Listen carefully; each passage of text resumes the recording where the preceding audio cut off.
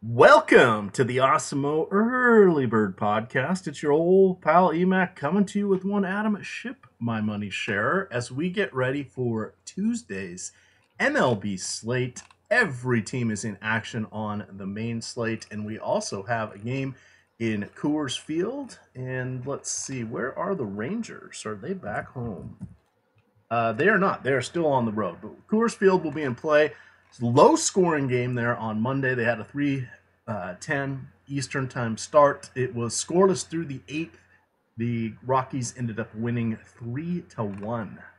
Real barn burner there. Adam, how have you been? Doing pretty well. Starting to get antsy for football season, which is weird for me, but it happens this time like every year, and it lasts until about the Monday after opening day. Yes, well, right now on because we are multi-channeled, we do have the Awesemo Celebrity NFL Draft going on. So definitely check that out. That is going to be on the YouTube channel. They're streaming it live. There's going to be a review show with Christopher Harris and Alex, and I believe Chris Spags. Laffy's hosting the live stream with Alex, and I think they might be bringing through a couple different guests throughout the show. So definitely give that one a gander and see how it goes. But they've got a lot of people in there that you'll recognize their names. Evan Silva, I think, is in it. Lisa Ann, JJ Zachariason, who is also known as Late Round QB. A lot of people in there. But check that out. And then I just did my first best ball draft Saturday night on Yahoo. So Yahoo, the presenting sponsor here of the Early Bird Podcast, they also have a best ball this year for the first time.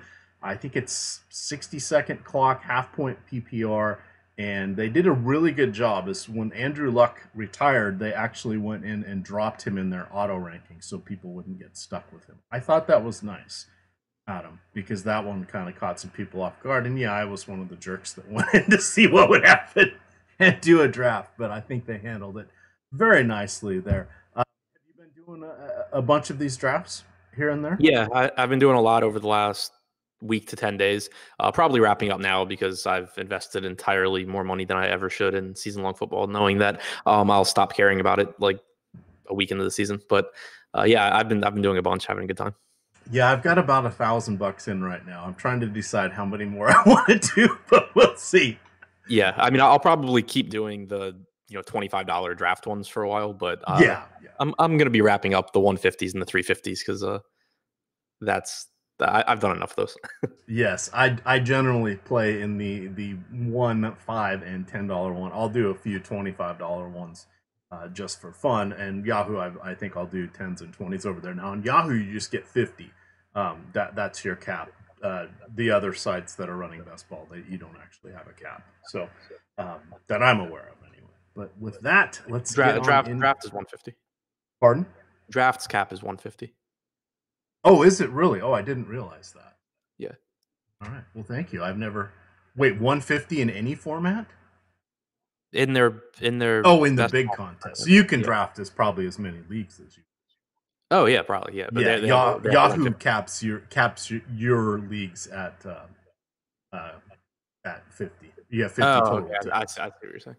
Yeah, two different parameters here, but good to know. So for those of you on draft, they have their $1 million contest. That makes sense that it's 150 because that's generally the rule for any one large contest. Because you conceivably would be competing against yourself. Because what happens there is, I think, what is it? After week 13, the top team from each league gets advanced into a final 3-week sprint or something like that. So, yeah, basically. All right. Baseball, putting our ball caps on. Well, you know what? Let's just dive right in. Philadelphia, Pittsburgh. We've got the regional rivals going on here. You've got Battle for Pennsylvania. Stephen Brault, 4,800. Drew Smyly, 4,600. Going with the DK prices here. Again, we'll loop back with Yahoo and FanDuel as we wind up the show. I have no interest in either one of these guys. Potentially a little bit of Drew Smyly just for the strikeout rate. Adam, and I'm assuming that would help lineup construction with Coors Field hitters and the Nationals hitters, which we'll talk about in just a moment. What do you like from our first game? Yeah, I mean, 4,600 for Smyly on DraftKings, you kind of have to be interested there. It's obviously not, you don't feel very confident that it's going to go great, but there's more upside than downside for a 4,600 pitcher, especially when in Smyly's case, he does have a strikeout percentage. He gives up entirely too much power. He walks way too many hitters, but that's all factored into the $4,600 price tag. Whereas the fact that he's close to an average strikeout pitcher really isn't. Not a great strikeout matchup against the Pirates, but also not a ton of great hitters in that lineup. So I'll end up rolling Smyly out there and hoping for the best. And anything with Drew Brault, or pardon me, with Stephen Brault. God, I'm combining the two of them now. I think that he might end up being an interesting tournament pivot. Right now, we have the Phillies with a 5.5 implied run total compared to 4.7 for the Pirates. So I imagine that you're going to see people go to Smyly at 4,600 over Brault at 4,800. But when Brault's locating, he's pretty decent and can be pretty tough to hit. He's only allowed 0.86 home runs per nine this season. His Sierra and xFIP are both better than Smyly. His strikeout percentage is a little bit lower at 20%, but I don't think he's any riskier than Smyly is, despite the higher implied run total for Philly. So I think that is a spot where in tournaments, if a disproportionate amount of ownership is going to Smyly, you can pretty comfortably pivot some of that to Brault, and you're not really putting yourself in a worse situation as far as outcomes go. Yeah, I had it stuck in my head that he didn't have that great of a strikeout, but if we look at his last four games, 6 innings, 4 strikeouts against Washington, 7 innings, 8 strikeouts against the Cubs, 4 2/3, 3 strikeouts against St. Louis, and then against Milwaukee, 5 1/3, 6 strikeouts. So that's not bad. That's kind of in line with Drew Smyly. So there we go. Maybe we do have two choices there. Continuing on to the next game, Aaron Brooks going against the Nationals. No DH for this battle of the Beltway. Baltimore into Washington for this series. I am liking Soto, Matt Adams, Anthony Rendon. Adam Eaton has been flashing some power lately, or they've all been coming in bunches. Brian Dozier. I like the whole set of Nationals here. Trey Turner. What's not to like with the Nationals? Yeah, I mean, Brooks has put together a couple of reasonably good starts in a row, but we still have a track record of him being a below average pitcher. The Nats are a really dangerous offense, have power. It's just a really good spot for the Nats. You get a weak bullpen behind Brooks as well. So I'll take my chances, 6.2 implied run total. I will assume that Brooks hasn't figured out how to be an above average major league pitcher overnight. All right, now on to the pitching. Patrick Corbin, 11,200. Reasonably good matchup here for him against Baltimore. Of course, losing the DH, not that it really matters. No Chris Davis, most likely, because lefty. But with this one here, they only have a 3.4 implied run total. Corbin going to be one of our most expensive options across the board, right up there with Justin Verlander, Lucas Giolito, Walker Buehler, Charlie Morton. We've got a lot of choices today. Where do you stand with regards to Giolito? And let's not worry about what we're going to do with hitters. You mean Corbin? I'm sorry. What are we doing with? See, I was wishing Giolito was still on the Nationals. Yeah. I'd like to no, I do mean, that trade. here he's been on a lot of slates recently where the aces priced around him have been in great matchups, but that's not really the case here. I mean, you still have Buehler in a good matchup, you have Verlander in a good matchup, but a tough spot for Giolito and just a really good spot for Corbin. You have the pitcher in the lineup, obviously, which is favorable. Anzer Alberto has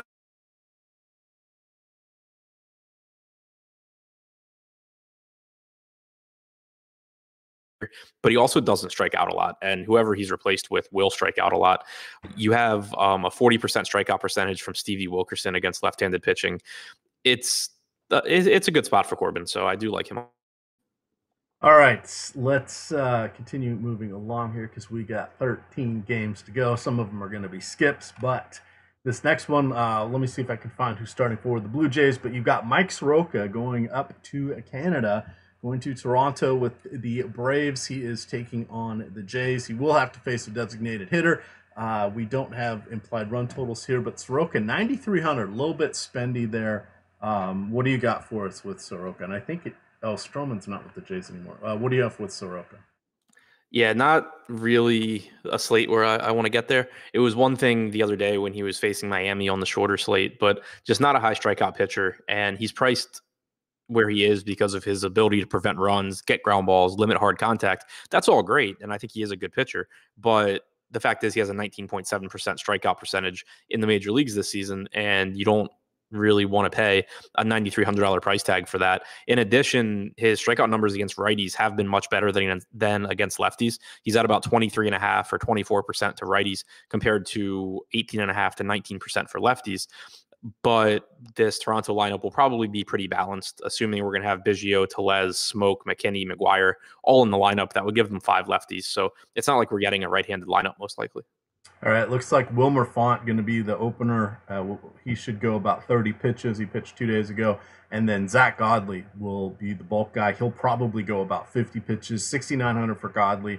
Not worth it for the 50 pitches. Font, I went to him against Seattle. He got negative points. I would still do it again for his price and what we had on that slate, and particularly the late slate. But there's no need to go to him on Atlanta for Tuesday's games. Moving on to an NL or AL Central rivalry game here. We've got Adam Plutko and Spencer Turnbull. Plutko allows a reasonable amount of power, but he gets one of the lottery ticket matchups there against Detroit. And then on the other side, Spencer Turnbull, reasonably priced for the matchup against Cleveland, but I don't think I want Turnbull in that matchup. I'd consider Plutko. Curious to see what that lineup's going to be, because it's the projected lineup's pretty bad for Detroit. Like, it feels even worse than normal. I mean, it will be because Nico Goodrum's on the injured list, and he's the only good hitter on their team. Yep. So yeah, it's going to be bad and good, but you're certainly not paying an elevated price tag because of the matchup. You know, we've seen guys recently get priced up or a lot more expensive than their talent level when they're facing the Tigers, but that's not the case with a $6,500 Plutko. So he does stand out as a quality mid-range option. Against lefties, 310 faced, Plutko is allowing am I getting this number right? A 296 ISO. That is amazingly high. I must have done the math That wrong. could be right. Yeah, but I'm also seeing Drew Smyly with like a 500 ISO. Everything else looks good, though. All right, I'll have to go look at that. This is what happens when you type in formulas while you're talking. But in any event, that's pretty high. But who's going to do the hitting for the Tigers? So, right. Since the start of last season, Plutko to lefties a 297 ISO, to righties 240. What was that? 240 what? It's obviously a good matchup, but there's a ton of cheap pitching on this slate. Not that most of it's great, but you have Smyly and Brault, who we already talked about, but you also have Miles Michaelis and Mike Leake in San Francisco and Adrian Howser facing the Cardinals, all at cheaper price tags than Plutko. So he's inexpensive, but there's still like 6 viable options that are cheaper than he is. All right, let's work our way over and get to them. Darvish is 9,600. He's taking on the Mets. Intriguing price point. He's up there with the half a dozen real expensive guys. Good matchup for him. 4.4 implied run total for the Mets, and his walk and strikeout ratios have just been insane for his last 10 starts. On the other side, you have ground ball specialist Marcus Stroman going against the Cubs. Not as interested in him here just because of where he is priced. We'll look at the other side, see if he's any cheaper there. Any interest in either of these guys, Adam? Not really on this slate. Darvish has been really good lately, with the exception of his last start against the Giants. But the Mets don't give you a lot of strikeouts. They should have Jeff McNeil back in the lineup, so they're closer to being fully healthy. It's just a pretty tough spot, and you have pitching in much better spots on this slate. And then Stroman just doesn't get enough strikeouts for me to want to roster him. Yeah, I'm just looking at Darvish's game. Yeah, 7 home runs in his last 3 starts. 4 to the Giants because #baseball. And he also had 8 strikeouts in that game.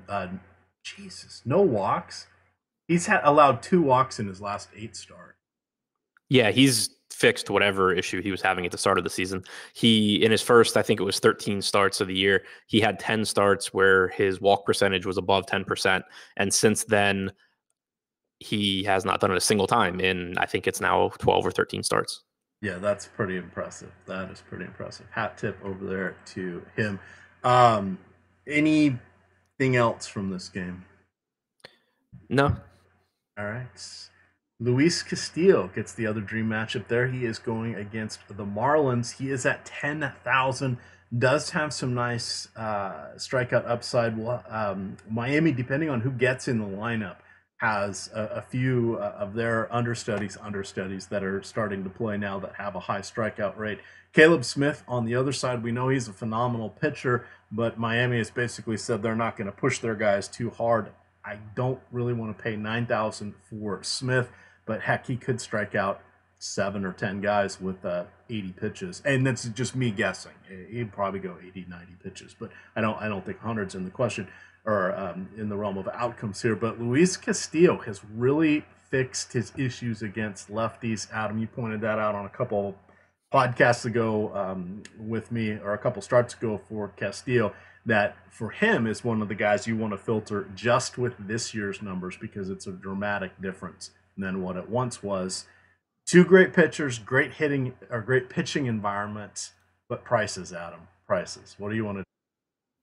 I like the price tag on Castillo on DraftKings. He's less the seventh most expensive pitcher facing Miami in Miami. They have a 3.2 implied run total right now. Now, the weird thing is that despite having a 28.5% strikeout percentage this year, Castillo still has the 8th highest strikeout percentage on the slate, but he's just a really, really good pitcher. You're getting him at 20% off from Justin Verlander, at over $1,000 or $1,000 or more discounted from Giolito, Corbin, and Buehler.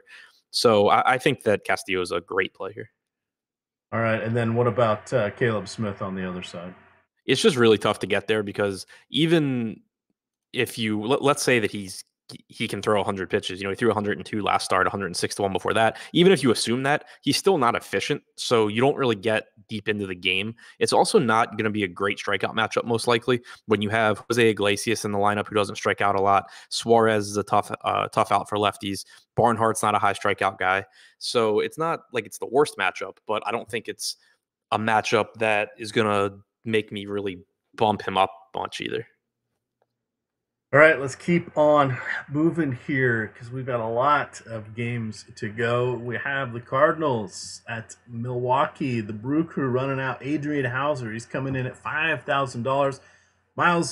Michaelis or Mikolas is coming in at 5,800. I really don't want to take anybody against the Brewers, even at that price. And this is a 7:40 start, not an 8 o'clock start. So I can't even say I'd look to him on the 8 o'clock slate. So for me, it's Hauser or bust. What are your thoughts?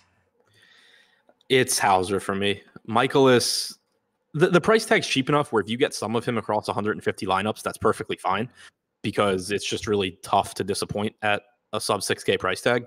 But he doesn't strike out a lot of guys. He's not great at limiting run production. He's allowed 1.3 home runs per 9, has a 4.47 Sierra, 17.6% strikeout percentage, and doesn't have an easy matchup here where you have left-handed power and guys like Yasmani Grandal and Christian Yelich and Moustakis and Thames. It's a tough spot. So he's cheaper than we normally get him at, but I think he also should be. And then on the other side, you have Adrian Hauser in a little bit more, still not the easiest spot now that the Cardinals are close to fully healthy, but he's got a very, very good ground ball percentage. He struck out 24.7% of hitters overall this season. That number comes down a little bit when you look at his starts, but it's still been, I think, right around 23%.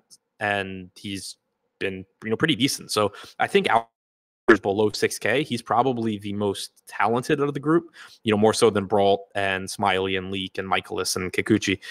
The matchup's not the best, but I think that I'll get a lot of Hauser just because of that salary.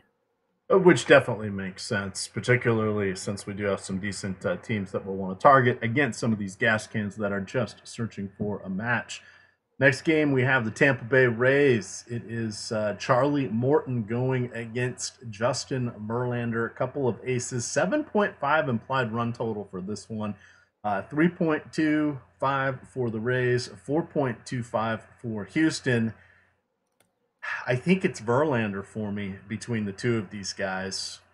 What is your initial review on this? Verlander's obviously a really good play.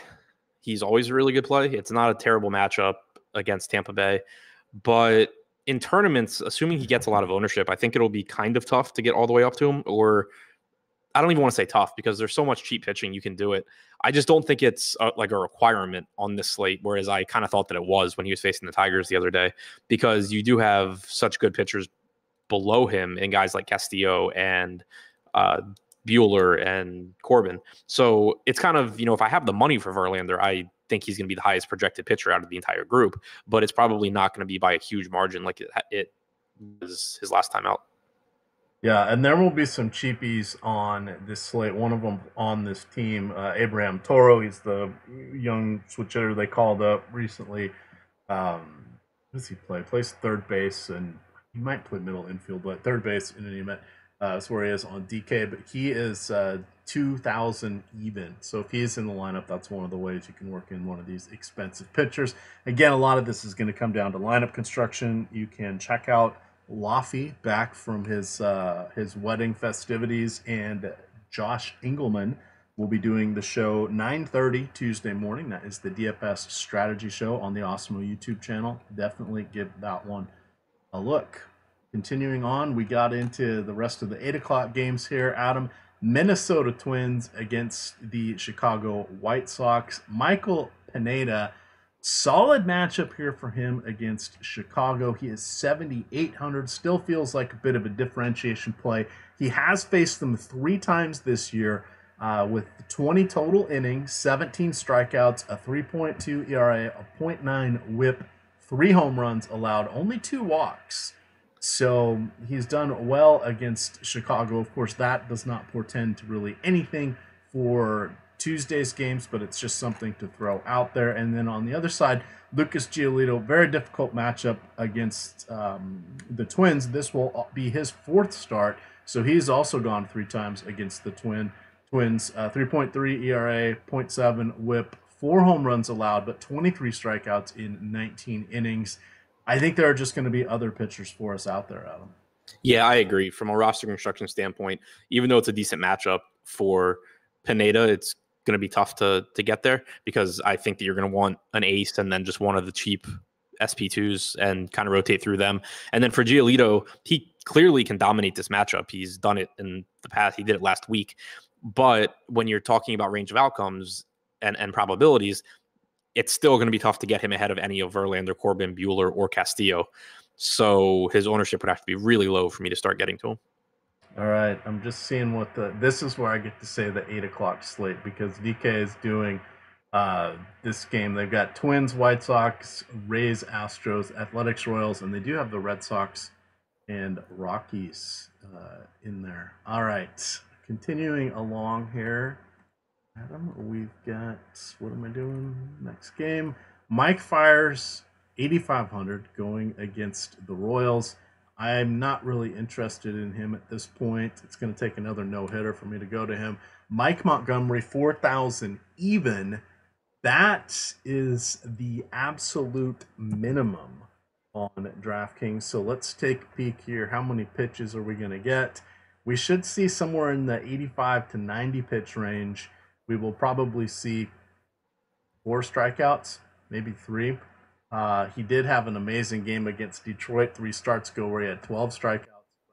That is definitely not form. If we want to remember, Montgomery worked out of the bullpen for a bit, but here he is in the rotation. What do you want to do with the $4,000 pitcher against the Oakland Athletics? I think a lot will depend on ownership here, because Montgomery's much better than a $4,000 price tag. There's no real question about it in my mind. Since 2017, he has about a 4 SIERA as a starter. He's thrown about 200 innings over that time, and he's been throwing his cutter more since coming to Kansas City, and it's getting more swinging strikes. It's getting a lot of chases on pitches out of the zone. He had a tough start his last time out against Baltimore, and that's going to happen when you're talking about a pitcher that is, average, but average isn't $4,000. The problem is just that, for one, there's a lot of other options in the price range, and for 2, it's a really brutal matchup in terms of the expectation of limiting production and in terms of expected strikeouts against Oakland. So I think he's I think he's too cheap, but I'm not sure how much I'll get to, just because there's a lot of options and it's a really tough spot. Yeah, and those are all very, very valid points. If we look for a little bit of perspective, he is 6,800 on FanDuel.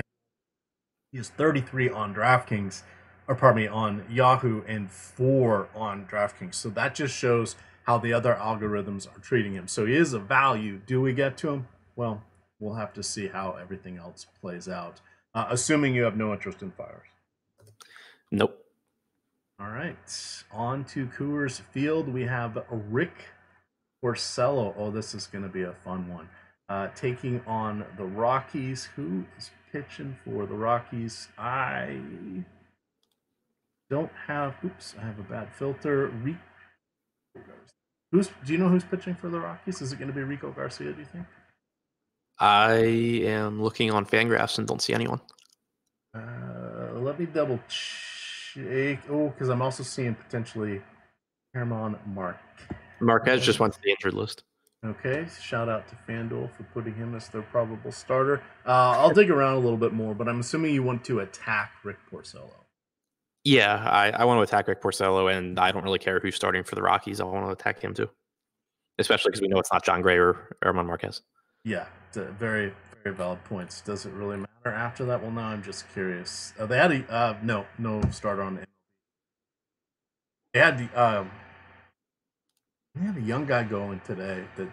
Well, there was no runs. It basically through 8 innings. So box score. This one has a 14 implied run total. Pretty high. So that will be one that draws our attention. Heading on out to San Francisco now, the 9:45 game. You've got the Diamondbacks, who have not yet announced their starter. You have Jeff Samardzija at 8,300. Here's where I say late slate only. Otherwise, I have no interest in Samardzija, but he is at home, and he is about 20% better at home than on the road. Thoughts, Adam? I just don't see getting to this mid range on the main slate. I think he's okay on the late slate, but it's not a good strikeout matchup anyway. The Diamondbacks really don't have a lot of strikeouts in the lineup. But on the main slate, it's just let's say you take Samardzija at 8,300 and then I don't know, let's say Pineda at 7,800. You're basically paying the same amount or close to the same amount as you would for Verlander plus your favorite 5K or less guy. And I think you just get so much more upside the other way that I don't anticipate getting much of that mid range. All right, looks like it's going to be Mike Leake. I'm seeing that on half the sites starting for Arizona. Just want to point out that in his first two starts, he's made three now, he's made four. In on the 11th and on the 16th, he allowed 7 home runs. He is basically second in the league for home runs allowed, right there with former teammate UC Kikuchi. We'll talk about Kikuchi in a moment, but Leake did not allow a home run in his last start against Colorado in Arizona. He did give up 5 runs, though. He has 6 total strikeouts through his last 16 innings. I mean, he's still getting ground balls, but he is just allowing way too many base runners, mostly via hits. So that could change with sequencing, and if the defense plays a little bit better. He's only allowed 2 walks in his last 3 games, but yikes, Adam. 5,400. He's priced for this matchup. Yeah, he is. And the park is obviously in his favor. So he's another guy that I expect to just be rotating through at SP2. I would say that I probably have him ahead of Miles Michaelis. I'll probably have him behind Adrian Howser as far as the less than 6K, but at least 5K guys. All right, 3 to go here. Going to be crossing off a few of these options. Mike Minor versus the Angels. Andrew Heaney versus Texas. Minor 10,400. Heaney 9,800. I really don't want either one. Maybe on the 3-game late slate they get into some lineups here, but I don't want the hitters. I don't want the pitchers. Tough matchup going either direction. I like Heaney. I like his spot. Texas. I knew you were going to say that. Yeah, I mean, Texas just isn't good. Most of their good hitters are left-handed, if you want to call them good, and they have plenty of strikeouts in this lineup. Negative park shift for them. The thing that makes it tough for Heaney on the main slate, though, is that he's $200 less expensive on DraftKings than Luis Castillo against the Marlins, and you obviously just have a ton of opportunity cost at the top. But he comes in with a 29% strikeout percentage, 3.88 Sierra. I think he's a really good late slate option at the very least, and he's interesting in tournaments on the main slate. All right, I will keep him on the short list for the 4-game and the 3-game late slate, but I don't think I'll get there on the main. Moving through our next matchup here, Masahiro Tanaka going against UC Kikuchi. Kikuchi had his start skipped. They're trying to limit his innings this season. He was coming off a complete game shutout, which is not what I expected when he was, had a chance to pull into the league lead for home runs allowed. Adam, but they also said they were going to look to shorten some of his innings throughout the year, or kind of maybe use him as an opener, and they haven't really ever done that outside of a couple limited situations way back in April, and I think there was one in May. I can't take him against. Other side though, Masahiro Tanaka, somewhat interesting on DK 7,500. Decent matchup against the Mariners, who do have some guys that strike out. The downside is the Mariners' best hitters are mostly lefty, with Crawford, Seager, Narvaez, Vogelbach, and best hitters is a relative term. But when we think about Ryan Healy and Mitch Haniger being out with injury, Danny Santana out with injury, those guys are all righties. They traded away Edwin Jackson, traded away Jay Bruce. In the offseason, they traded Robinson Cano. So basically, they've turned over their whole lineup here. Do you like Tanaka in this matchup? It's going to be about in the mid to upper 70s, which is a little warmer than normal for Seattle, but not really for August. I like the matchup, but it's just really tough to get to Tanaka on this slate at his price point because of wanting to go with one of the legitimate aces. And I don't know what the Yankees do with pitchers, but they tried to ruin Sonny Gray last year. And then this year they have turned both of J.A. Happ and Masahiro Tanaka into sub 20% strikeout pitchers. Tanaka used to be a guy that struck out a lot of hitters and would give up some home runs.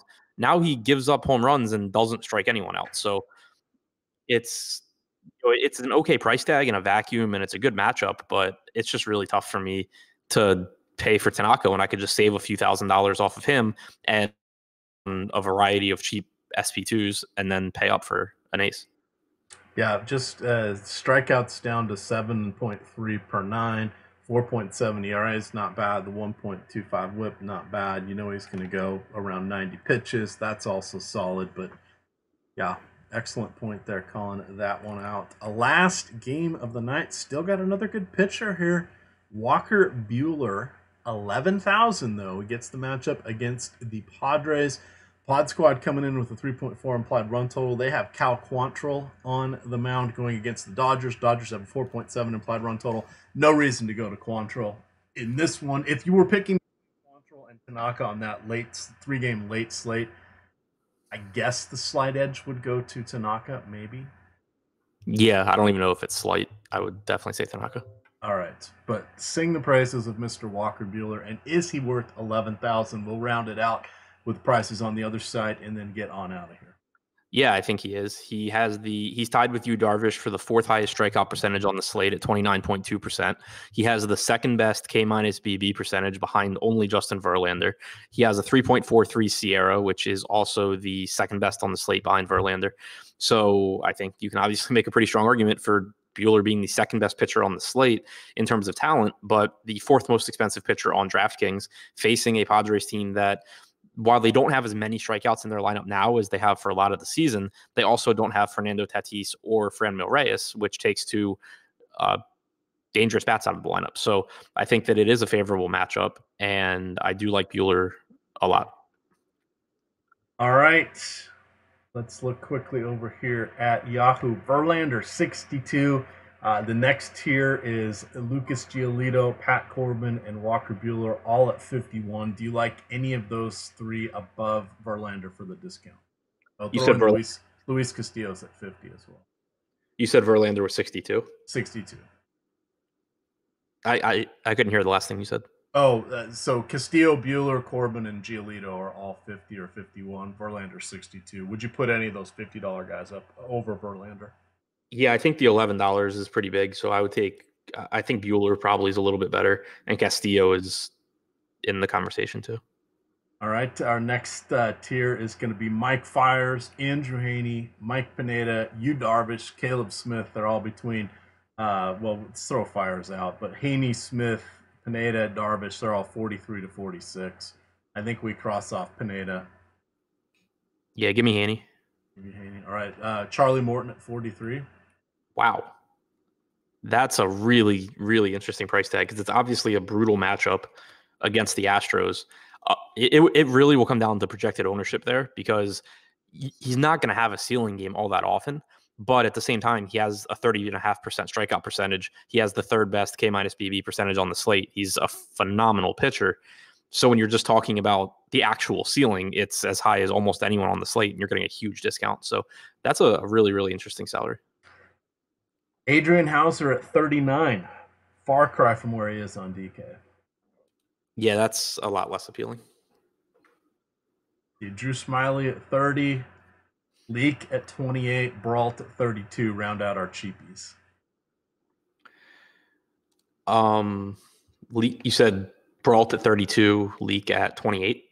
Yes, Leake 28. Smyly at 30. Yeah, Leake would be my favorite there. He's pitching in the best park. Okay. All right, quick look here at FanDuel. Verlander at the top, 12,300. He is 700 more than Buehler. He is 1,300 more than Castillo. He is 2,000 more than Giolito. I think I go to Verlander there. Yeah, I agree. Mid-tier, secondary tier, Charlie Morton stands out at 9,600. Pineda, say no, at 92. Darvish at 9 is interesting. Soroka, if you're feeling frisky, at 88. Caleb Smith at 84. Haney at 82. I'm guessing you're going to go Haney with that one.